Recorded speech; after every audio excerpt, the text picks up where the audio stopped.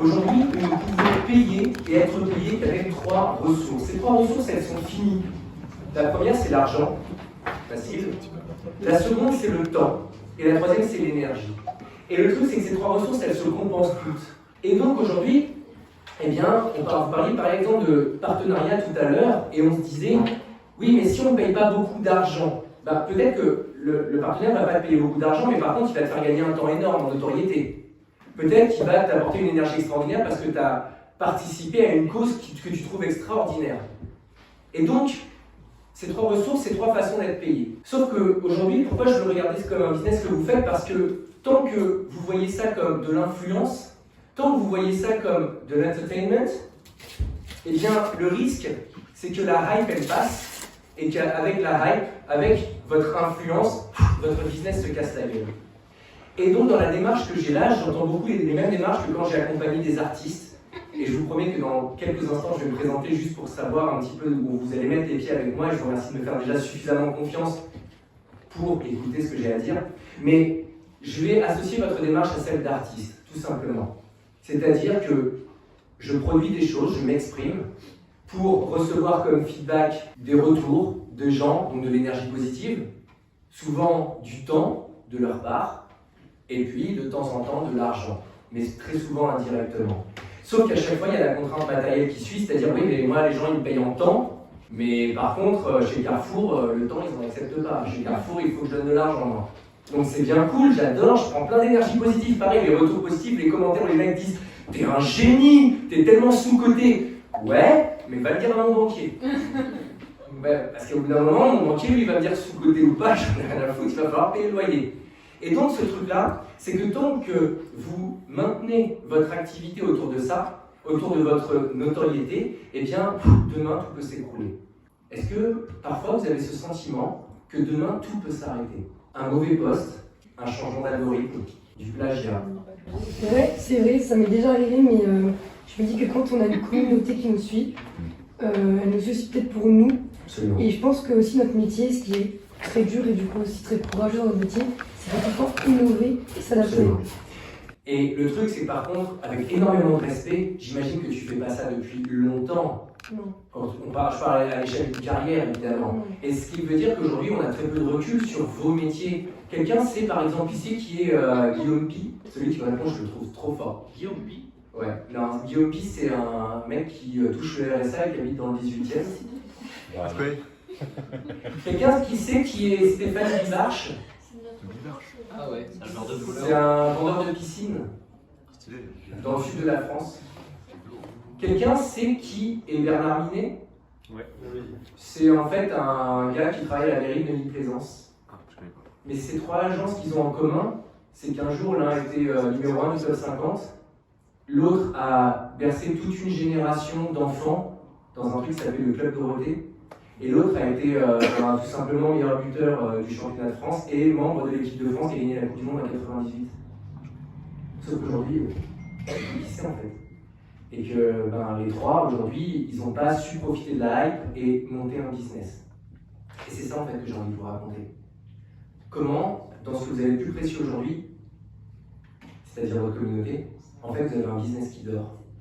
Et un business qui n'a rien à voir avec votre fame. C'est-à-dire que demain, ce qui serait extraordinaire, c'est de transformer cette mine sur laquelle vous êtes assis en quelque chose qui est complètement décroché de votre temps, qui n'a plus rien à voir avec votre personnage à vous, et qui, surtout, fait que vous êtes indépendant du fait que ça fonctionne ou non sur YouTube, que YouTube change son algorithme, que la YouTube monnaie ce soit plus ça, que non, c'est terminé.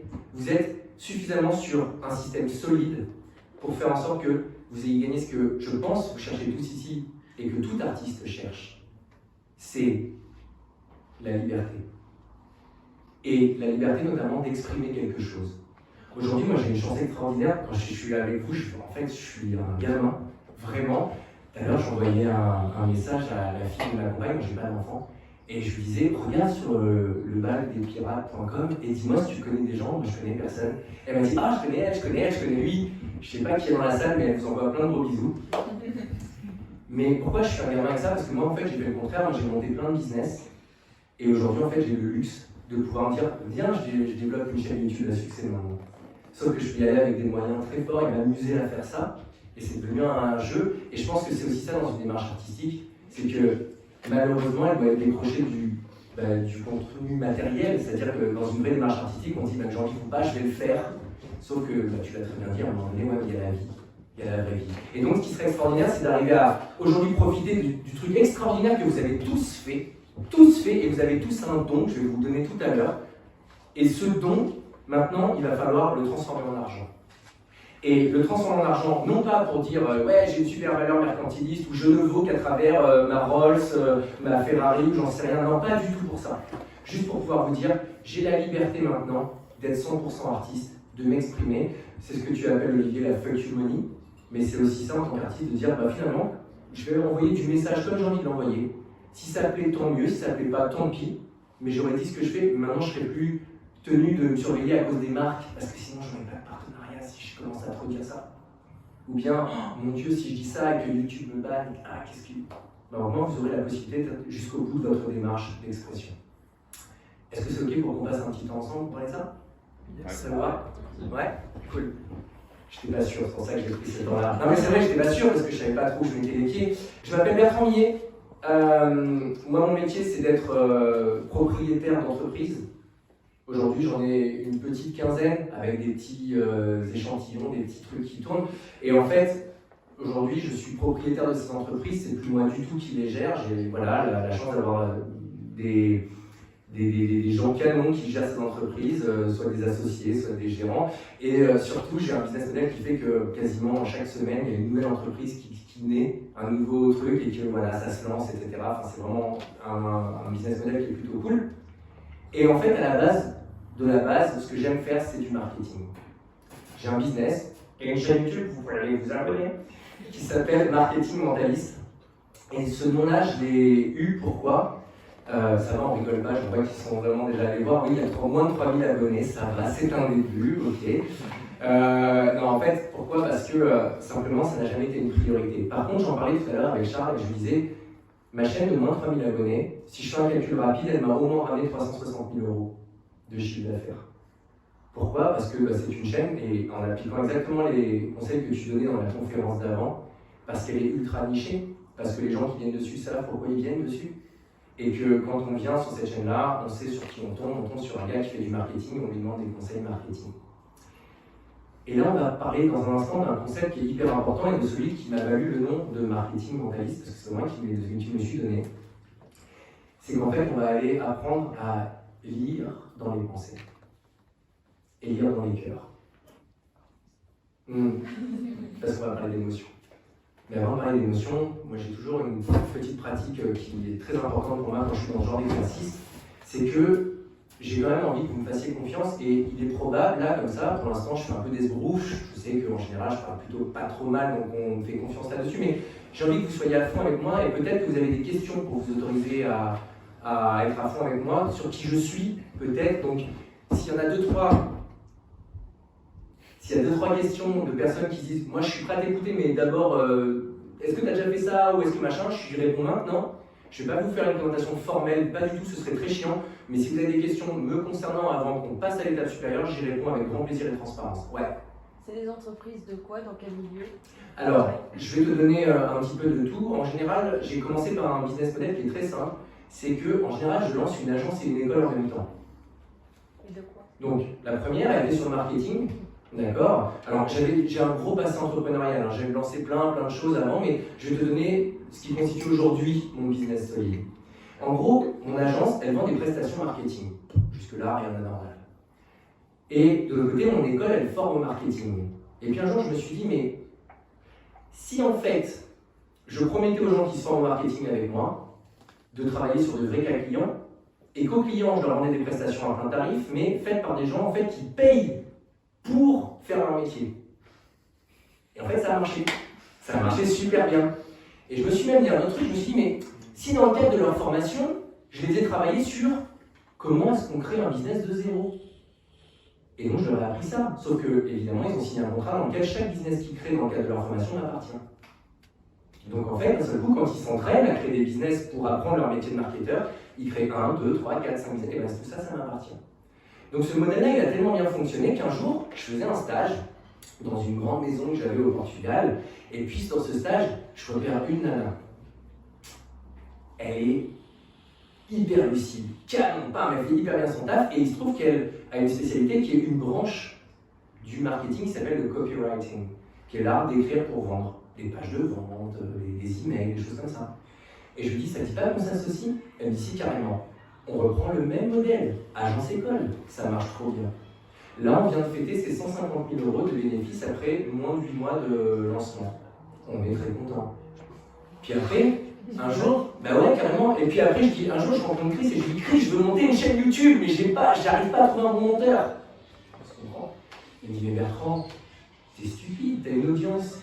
Je cherche dans ton audience. Je dis, mais ouais, trop bien, j'envoie un email, le lendemain, je trouve un monteur. Aujourd'hui, on a monté une agence et une école de montage. Et puis d'un seul coup, je me suis mis à dupliquer le modèle et ça a pris comme ça.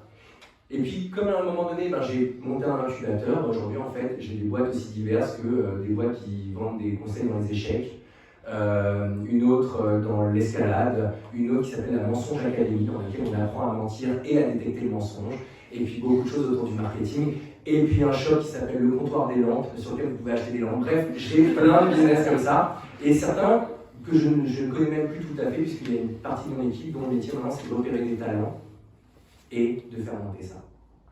Donc voilà ce que j'ai comme business. D'autres questions sur moi ou on peut aller maintenant vers vous? C'est bon pour tout le monde? Cool, trop bien. Alors maintenant je vais vous parler de vous parce que là le but c'est vraiment de faire en sorte que vous appreniez à faire un truc qui est extrêmement important et que j'enseigne et normalement je vais payer très cher à mes clients pour qu'ils sachent ça. En gros, ce que je vous disais tout à l'heure, c'est que vous êtes déjà vendeur de quelque chose, puisque les gens vous payent en temps. Et vous ne vous rendez pas compte à quel point c'est précieux. C'est-à-dire qu'en fait, ils n'ont pas mis la main dans le porte-monnaie en vous regardant. Mais par contre, ils ont mis la main dans ce qui est encore plus précieux que l'argent, le temps. Prendre du temps pour regarder votre contenu, c'est ce qu'ils ont de plus intime et de plus précieux à vous offrir. Et il ne faudrait rien pour que ça, ils le transforment en argent. La preuve, quand vous vendez autre chose que votre truc à vous, bah, ils achètent. Quand vous vendez une coque Rhino Shield, et ben ils achètent. Donc moi par exemple, quand on me dit ouais mais moi j'ai qu'une audience, je sais pas la monétiser, ou je peux pas la monétiser, ou mon audience n'a pas d'argent, ce sont des jeunes, ben je sais pas, Rhino Shield, ils arrivent suffisamment à avoir de l'argent dans les gens qui vous regardent pour vous proposer à vous de vendre. Sauf que vous touchez combien sur Rhino Shield? Si vous comparez au nombre de ventes, ben en général, les cacahuètes, sinon il faudrait appel à vous. Donc imaginez qu'à la place, ben, vous puissiez mettre en place des systèmes dans lesquels vous touchez 100, 150, 200, 300, 400 € par vente, directement par vente. Avec le nombre de personnes que vous avez, ça peut faire des choses extraordinaires. Il y a 1 an et demi, je lançais un challenge sur ma chaîne YouTube dans lequel je m'amusais à monter un business de 0 en 30 jours pour Noël. Et à la fin de ce truc-là, je proposais sur une audience de, à l'époque, donc là j'ai 3000, c'est énorme, à l'époque j'avais moins de 1500 personnes. Je crois que j'avais moins à 1000. Et en fait, j'ai dit, à la fin de ce truc-là, j'étais dans l'engouement le plus total. Je sais pas, je me suis craqué un truc, je me suis fait une vidéo et je dis, ouais, à la fin de ça, je vous fais un stage et ceux qui viennent et qui s'inscrivent dans ce stage, eh bien, je vous apprends à faire la même chose avec moi. Je vends 17 places d'un stage à 3000 €. Craquage. Mais ça marche bien. Ça marche bien. Et en fait, c'est ça que j'ai envie de vous apprendre à faire. Sauf que pour apprendre à faire ça, eh bien, il va falloir faire un premier truc. C'est comprendre pourquoi les gens viennent à vous. Et tu as dit un truc qui est fondamental tout à l'heure dans ta conférence, quand tu as parlé de niche. En fait, pourquoi c'est important de se nicher? Pas que pour que vous puissiez être bien présentable pour les marques, pour que les marques puissent projeter à qui elles vont parler quand elles vont faire appel à vous. Et en fait, quand on parle de ça, aujourd'hui, moi j'ai une approche un peu particulière qui s'appelle la communication non violente. Je parle de ça parce qu'on va parler de besoins. Si les gens achètent des choses, si les gens vous regardent, c'est pour nourrir un besoin. Si par exemple je vais sur ta chaîne et je passe 8 minutes, c'est bien que ça nourrit quelque chose à l'intérieur. Sinon, je ne le ferai pas. Et ce qui est important, c'est de comprendre quel besoin je nourris en regardant spécifiquement ta chaîne, ton compte, ton truc à toi. Et ça, malheureusement, trop de gens sont totalement inconscients du besoin qu'ils nourrissent chez les autres. En d'autres termes, dans d'autres contextes, on appelle ça la séduction. Séduire, c'est laisser penser à l'autre qu'à mon contact ou celui de mon travail, il va nourrir ses besoins.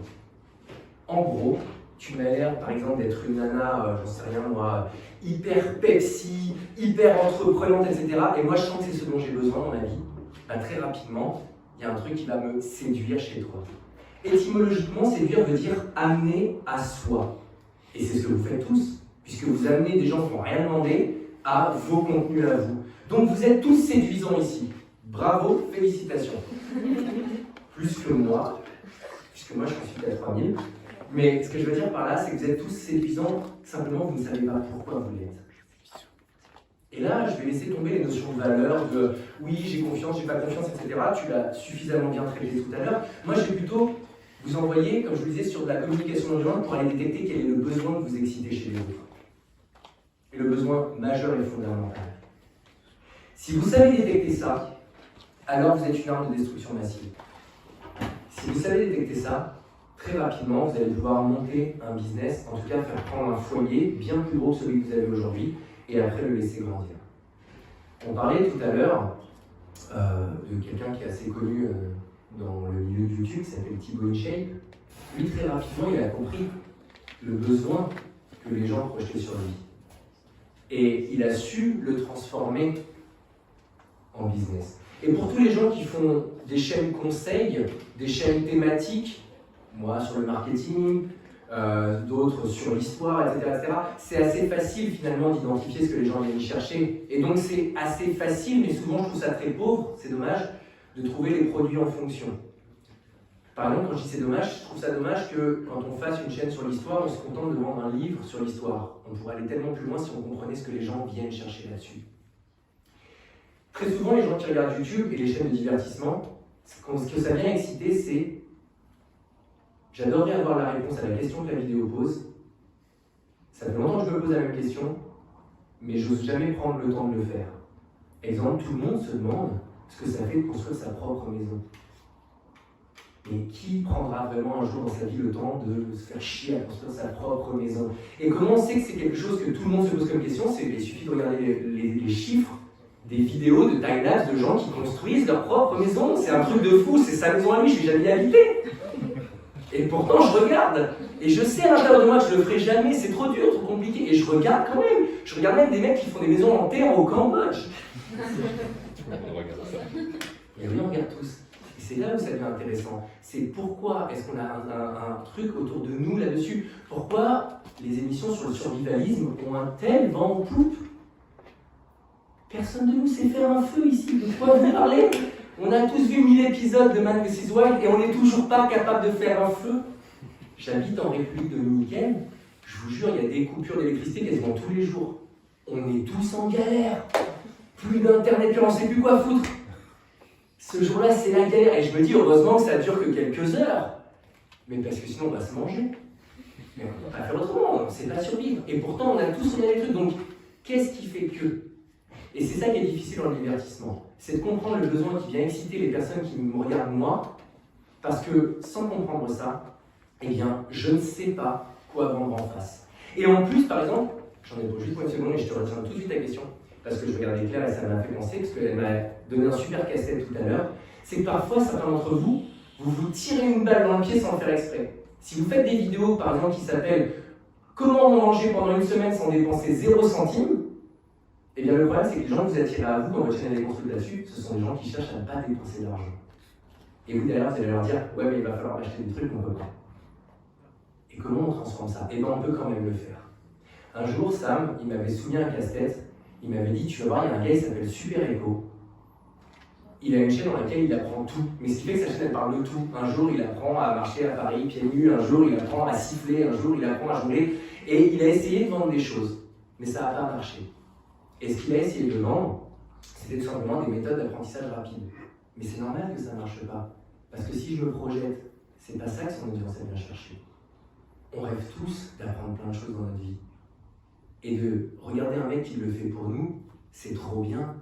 Mais en fait, pourquoi on rêve tous de ça? On rêve tous de ça parce qu'il y a quelque chose autour de la valeur développement, du besoin de développement, du besoin de réalisation. Bref, c'est pas la même chose exactement chez tout le monde. Sauf qu'en regardant sa chaîne, par procuration, je le vis quand même un petit peu. Et donc, l'idée que je donnais, puisqu'on a fini par se rencontrer avec Guillaume, je lui disais, mais En fait, ce que les gens regardent avec toi, ce qui pourrait être excitant pour eux, c'est de venir, non pas apprendre à apprendre, mais de venir faire peut-être 3 jours dans lesquels ils font 5 ou 6 apprentissages avec toi. Des apprentissages qui ont cartonné sur ta chaîne. Une sorte de petit stage dans lequel tu les reçois et tu leur fais vivre tes vidéos iconiques pendant 3 jours avec toi. Et là, ça a beaucoup plus de sens.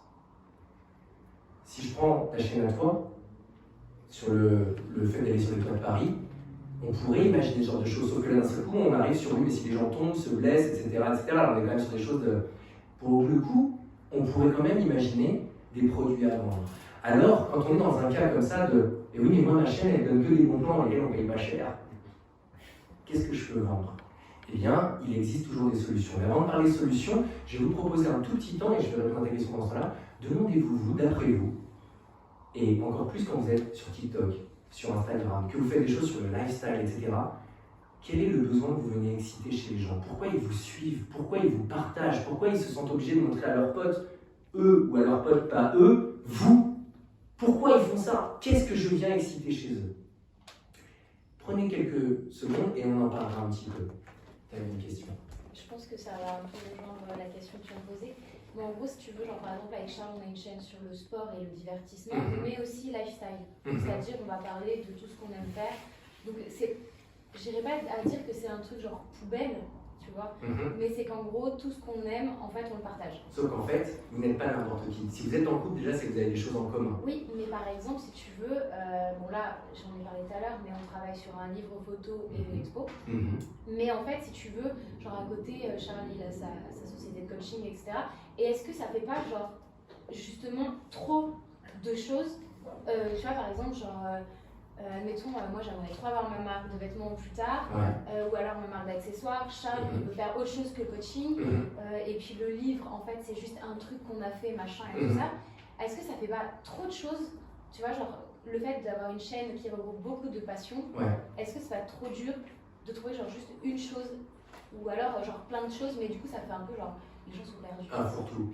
En fait, on va éviter les fourre-tout dont tu parles, et pour ça, ce qu'il faut comprendre, et je suis désolé, je vais dire un truc qui est extrêmement, qui va sonner sûrement extrêmement cruel et pédant, mais en fait, il y aura toujours sur cette planète des gens pour proposer, des gens pour suivre. Sauf qu'aujourd'hui, vous proposez sans être conscient que vous proposez. En fait, une communauté, ce ne sont que des gens, parce que pour notre cerveau, c'est beaucoup plus facile de suivre une consigne que de créer une solution. Donc en gros, si vous me dites, on part à gauche, et que moi j'étais là comme ça, bah, il y a de très grandes chances que je parte à gauche. Je suis pendant plusieurs années, j'ai enseigné l'hypnose et je m'amusais à faire des expériences sociales. Et une expérience sociale que j'adorais, c'était de faire s'asseoir les gens par terre dans la rue.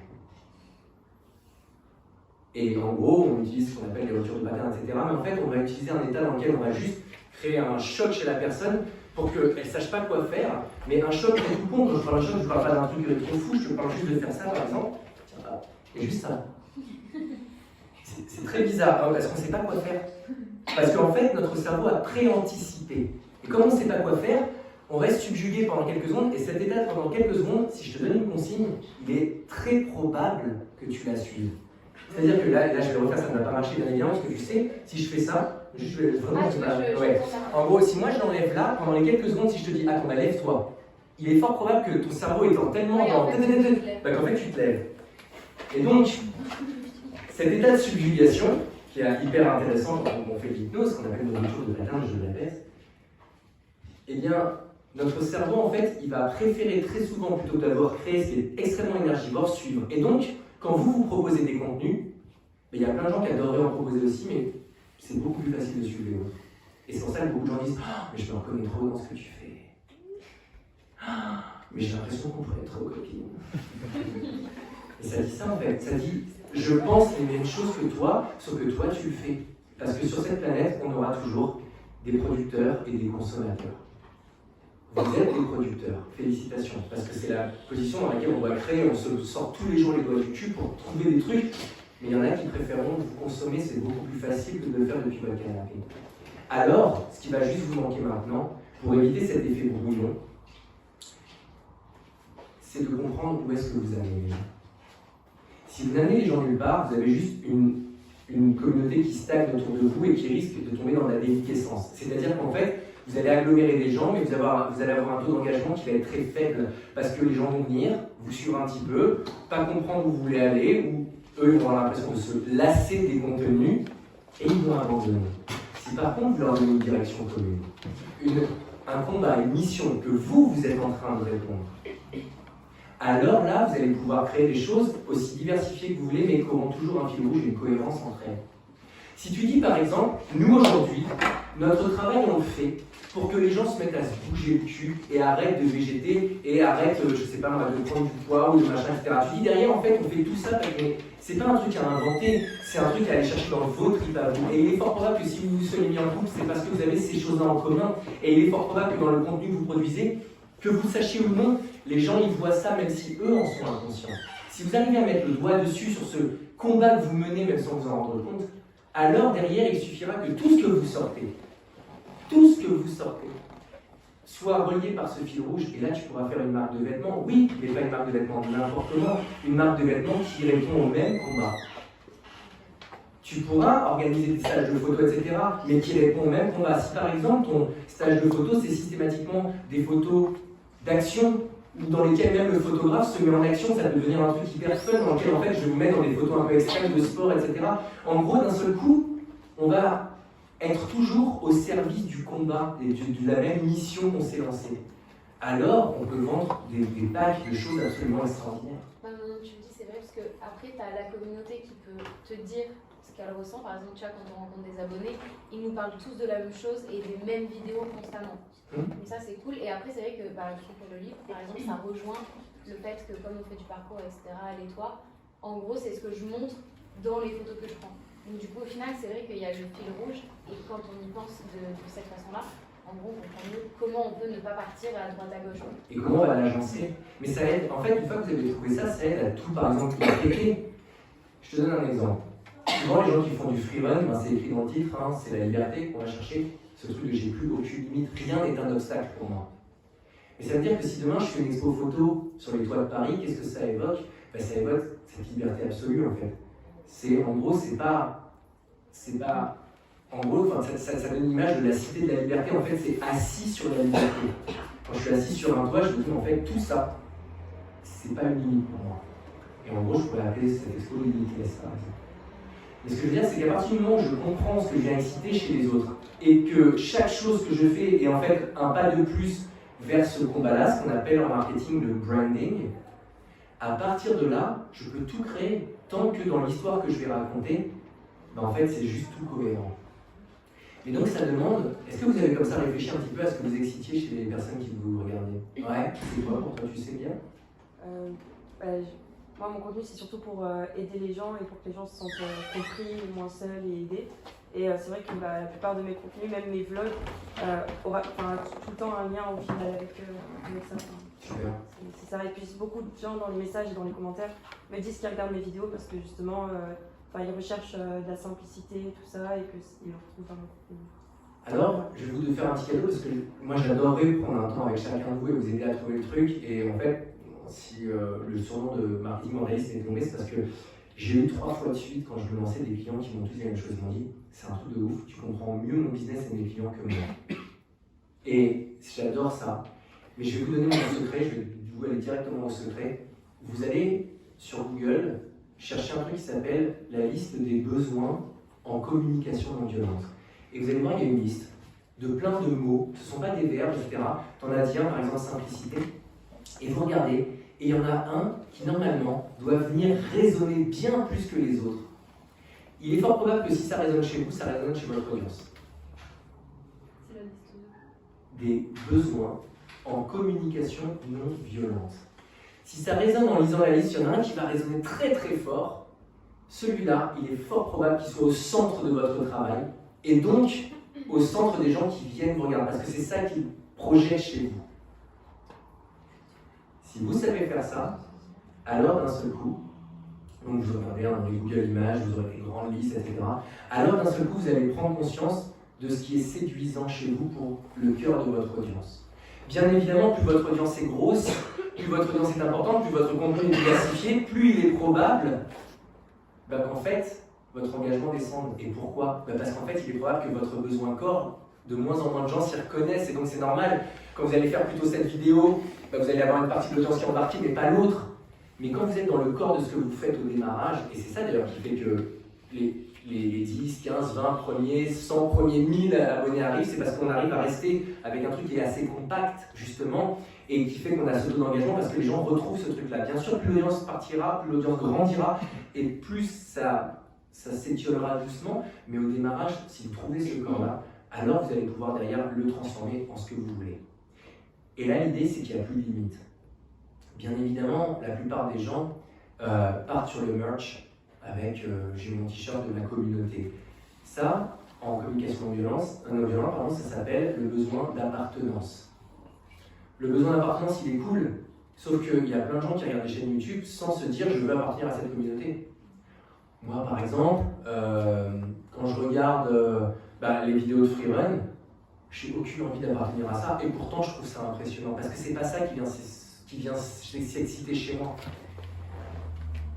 Maintenant, quand on a des gens qui font des merch et que ça marche très bien, c'est qu'effectivement, ça doit tilter tout de suite sur un truc, c'est que ma communauté vient pour un besoin d'appartenance. Alors, il va falloir que je travaille sur ce truc-là, et que tous les produits que je sorte favorisent cette satisfaction chez eux d'un besoin d'appartenance. Est-ce que c'est du merch? Ok, super, mais ça peut être derrière le fait de créer des petits clubs à travers des villes. Ça peut être de créer, pourquoi pas, des clubs de la pratique. Toi, tu disais que les gens viennent parce qu'ils se sentent écoutés. Il y a 1 milliard de choses à faire à proposer sur l'écoute. Il y a tellement de choses à faire sur l'écoute. Et on se dit, mais comment je peux monétiser un besoin d'écoute?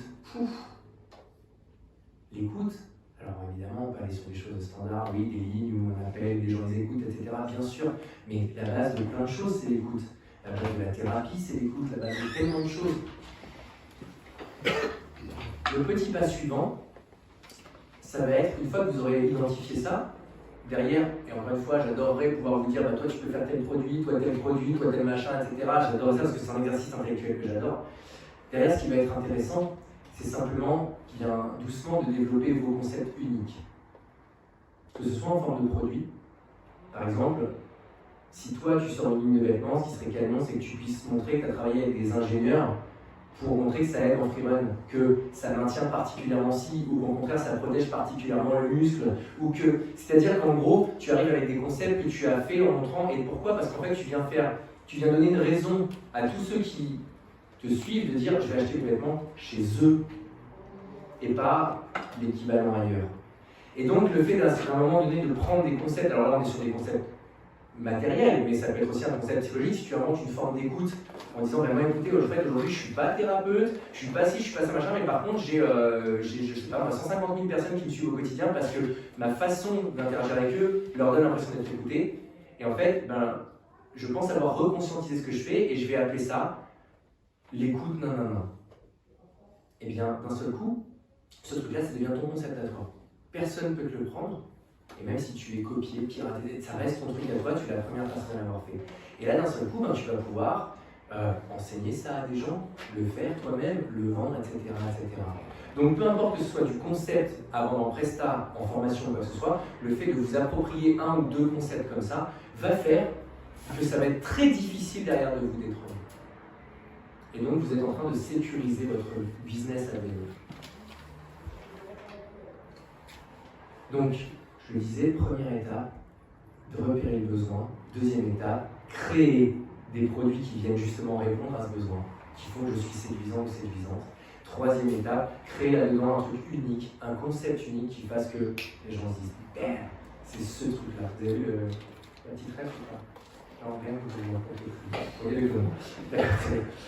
Et donc le truc c'est que derrière les gens puissent se dire « Waouh, c'est son concept, je la reconnais tellement ». Et là ça marche mieux que un t-shirt avec le nom de votre communauté. Non, c'est votre concept à vie, c'est vous qui l'avez fait.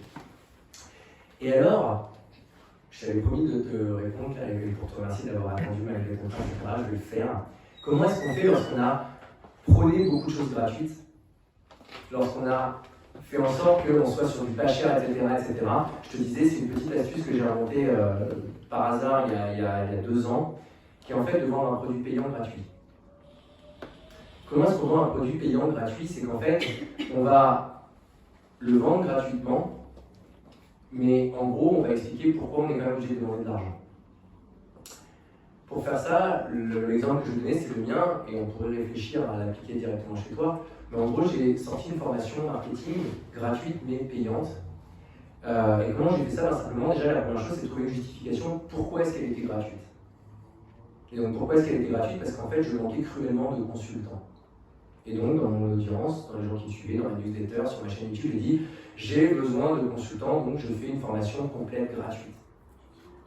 Et après, dans un second temps, une fois que les gens, je leur ai donné le pourquoi et je leur ai montré, et effectivement, je la ressentais vraiment et authentiquement comme gratuite.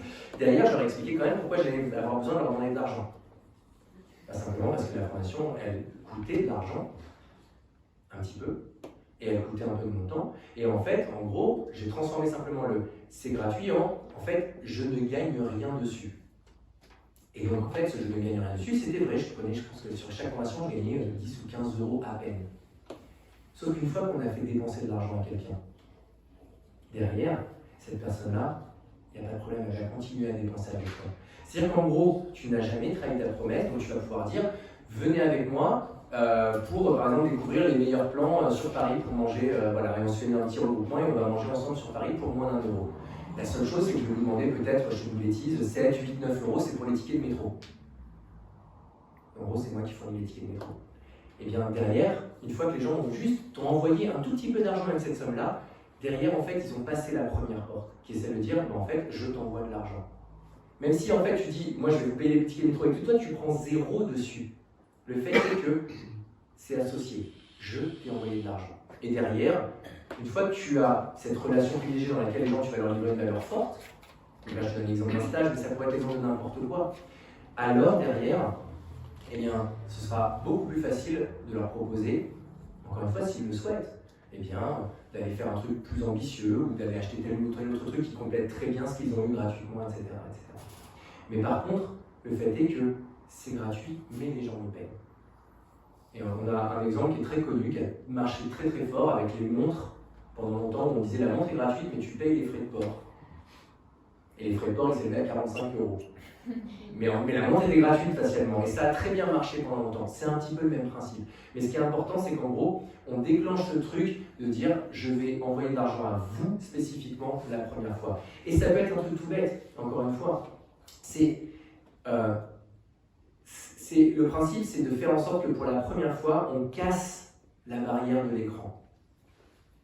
Et ça, c'est extrêmement important de comprendre. Si vous arrivez à casser juste une fois avec un échange économique la barrière de l'écran, derrière, la vente et la revente, il n'y a plus de limite. Maintenant, je vais juste vous donner des stats pour comprendre à quel point c'est puissant. C'est qu'aujourd'hui, avec à peine 1000 clients, donc quand vous voyez les audiences que vous avez qui sont juste énormes, avec à peine 1000 clients, vous pouvez vivre jusqu'à la fin de votre vie sans aucun souci. En vendant, revendant, tel autre chose. 1000 clients, vous avez de quoi vivre jusqu'à la fin de votre vie. Donc quand vous voyez la taille des audiences que vous avez, vous vous dites finalement, il n'y a pas à convertir le grand monde pour que la magie s'opère et pour que derrière j'ai quelque chose d'extrêmement solide. Parce qu'une fois que vous avez des clients qui vous appartiennent à vous, c'est-à-dire sont vos clients, qui connaissent vos marques, etc., il n'y a plus d'histoire d'algorithme. C'est fini.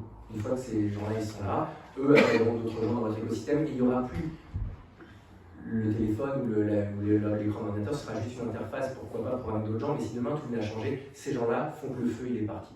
Et là il n'y a plus personne qui pourra l'éteindre si vous ne voulez pas l'éteindre. Voilà pour moi. Merci.